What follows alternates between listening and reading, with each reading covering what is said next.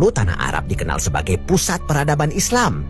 Tapi sekarang patung manusia raksasa mulai berdiri di tengah gurun, simbol bertanduk muncul di beberapa bangunan modern, dan konser besar digelar semakin terbuka. Banyak orang menganggap ini cuma perkembangan zaman. Tapi ada juga yang mulai mempertanyakan kenapa beberapa simbol yang muncul justru mirip dengan lambang kuno yang dulu identik dengan ritual dan pemujaan. Gua nggak menyimpulkan apapun. Tapi setelah ditelusuri, ada banyak hal yang bikin cara pandang orang mulai berubah. Jadi tonton sampai habis.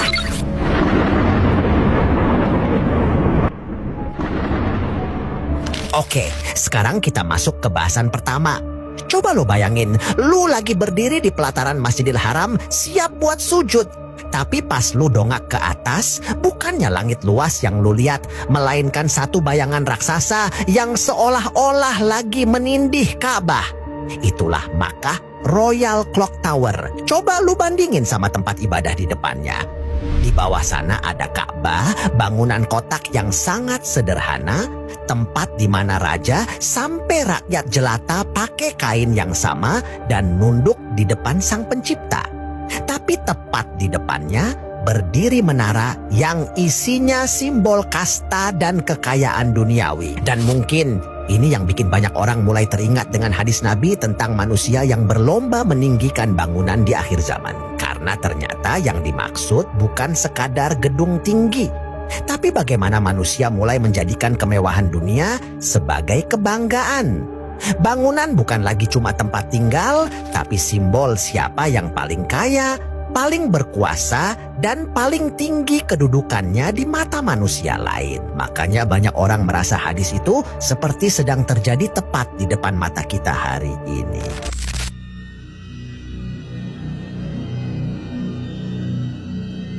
Dulu, tempat ini dikenal sebagai daerah yang sangat sunyi, bahkan cenderung dihindari karena auranya yang dianggap berat.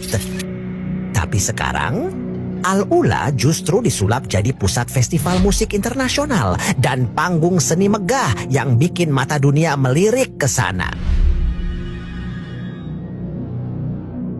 Perubahan drastis ini akhirnya membuka pintu buat hal-hal yang dulu nggak pernah terbayangkan muncul di tanah ini. Salah satu yang paling mencolok adalah munculnya instalasi seni berupa patung manusia raksasa berwarna biru terang yang disebut Najma. Di tengah gurun yang luas, tiba-tiba ada sosok wanita raksasa yang lagi duduk meditasi dengan warna yang sengaja dibuat sangat kontras.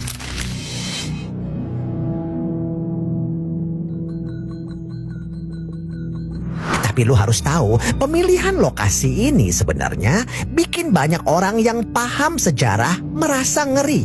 Al-Ula itu adalah tanah kaum Tsamud, kaumnya Nabi Saleh alaihissalam yang dulu dihancurkan total oleh Allah karena kesombongan mereka menyembah berhala.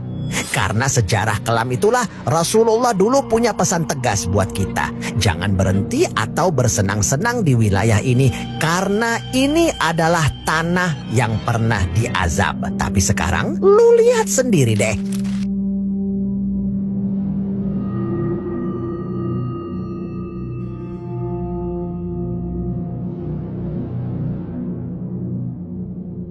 Nah, disinilah letak bahayanya. Ada sebuah konsep psikologis yang lagi bekerja. Sesuatu yang sering kita lihat lama-lama akan terasa biasa. Dengan dalih seni modern di tanah yang penuh sejarah larangan berhala ini, sensitivitas iman kita pelan-pelan sedang ditumpulkan. Kita dibuat nyaman melihat simbol-simbol manusia dalam skala besar di tempat yang seharusnya jadi pengingat bagi kita tentang bahayanya pembangkangan. Lu harus waspada, karena proses terbiasa ini adalah pintu masuk menuju sesuatu yang lebih jauh. Sesuatu yang awalnya cuma dianggap pajangan atau ikon pariwisata, kalau dibiarkan terus-menerus, bisa bergeser jadi sesuatu yang istimewa. Atau bahkan dikeramatkan secara halus oleh generasi mendatang yang sudah lupa akan sejarah aslinya. Apakah ini murni kemajuan seni atau kita memang sedang pelan-pelan diajak untuk berdamai dengan bibit-bibit kemusyrikan yang dikemas secara modern? pesta pora dan festival musik di tengah padang pasir. Lu pasti udah lihat banyak banget video viral soal festival musik raksasa kayak MDL Beast atau konser-konser artis Hollywood di Arab Saudi sekarang kan?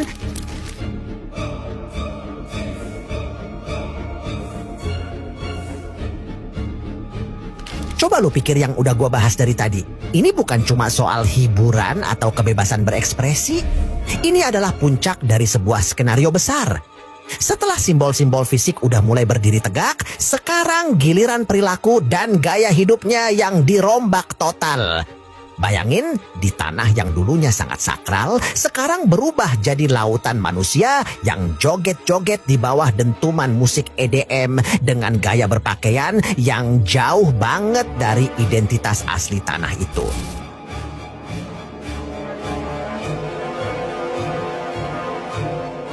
Tujuannya apa? Balik lagi ke konsep yang tadi gua bahas. Normalisasi. Kalau lu tiap hari disuguhi pemandangan ribuan orang pesta pora di tengah gurun, lama-lama lu bakal nganggep itu keren, modern, dan maju. Lu bakal lupa kalau tanah itu punya sejarah spiritual yang kuat. Rasa risih lu bakal hilang, diganti sama rasa kagum pada kemewahan dan euforia sesaat. Inilah yang paling bahaya. Ketika gaya hidup hedonis ini sudah dianggap biasa, maka batasan antara yang suci dan yang profan duniawi bakal benar-benar hilang. Nah, kita jadi makin jauh dari esensi ibadah dan malah makin dekat sama budaya konsumerisme dan hiburan ala barat. Apakah ini yang namanya kemajuan? Atau sebenarnya kita lagi ngelihat hilangnya jati diri sebuah bangsa demi mengejar validasi duniawi?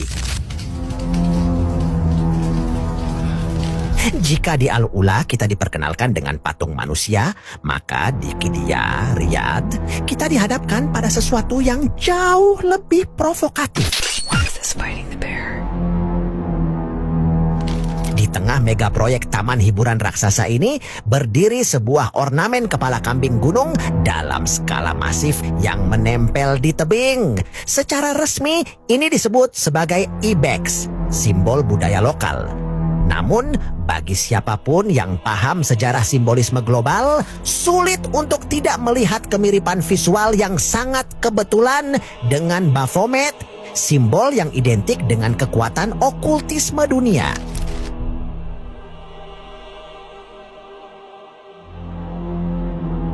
Bahaya laten dari keberadaan simbol ini justru terletak pada lokasinya yang merupakan tempat wisata.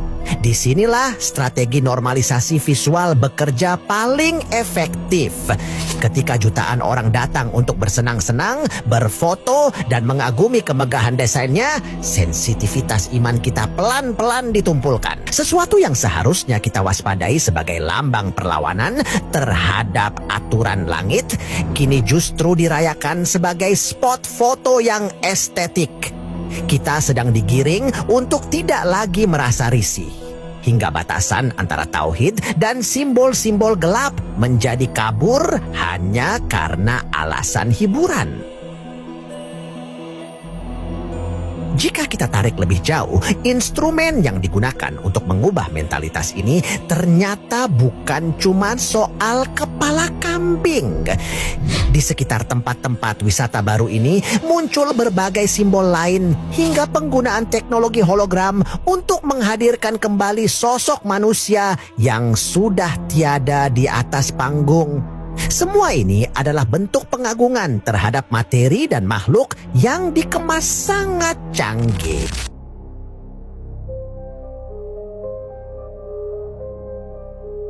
Sebuah layar raksasa berbentuk kubus yang sangat menyerupai Ka'bah dijadikan latar belakang panggung musik dan tarian. Simbol yang seharusnya kita tuju untuk bersujud dan bertaubat, kini justru direplikasi untuk menjadi dekorasi pesta pora. Pada akhirnya, dari pembangunan gedung yang menghimpit Ka'bah, patung di Tanah Azab, hingga replika simbol suci di panggung konser, semuanya punya satu garis merah. Kita sedang dijauhkan dari rasa takut kepada Allah